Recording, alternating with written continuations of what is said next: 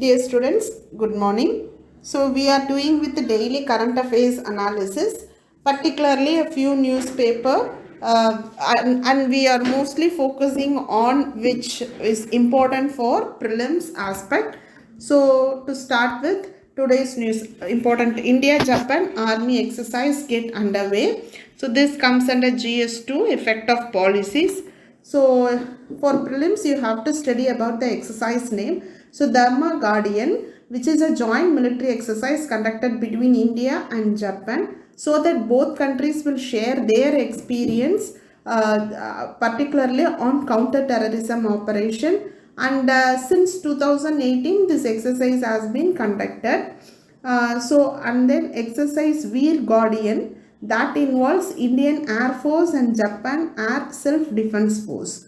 So then GMAX exercise, this is an exercise commenced in Jan 2012. The special focus given on maritime security operation, and this exercise is conducted biennially between Indian Navy and Japanese Maritime Self-Defense Force.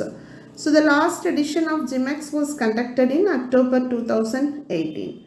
Okay. Then Malabar exercise, which is an annual trilateral naval exercise between the navies of India, Japan and USA.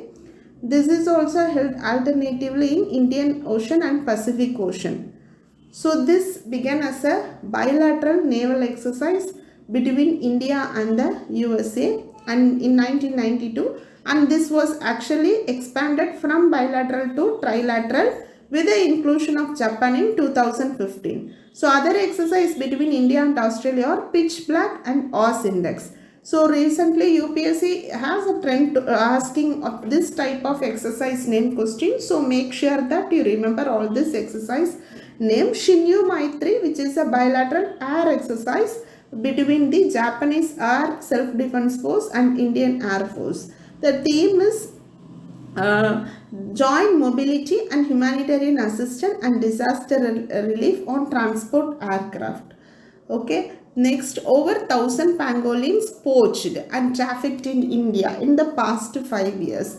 So this comes under GS3 conservation. For prelims, you need to read about this species. So pangolins are scaly anteater mammals, and they have large protective keratin scales.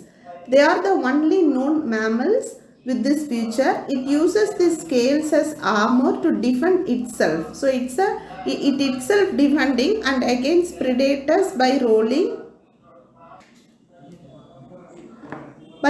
into a ball whenever threatened, and it is an insectivore, and that this is a nocturnal, and actually it eats some kind of insects like ants and termites.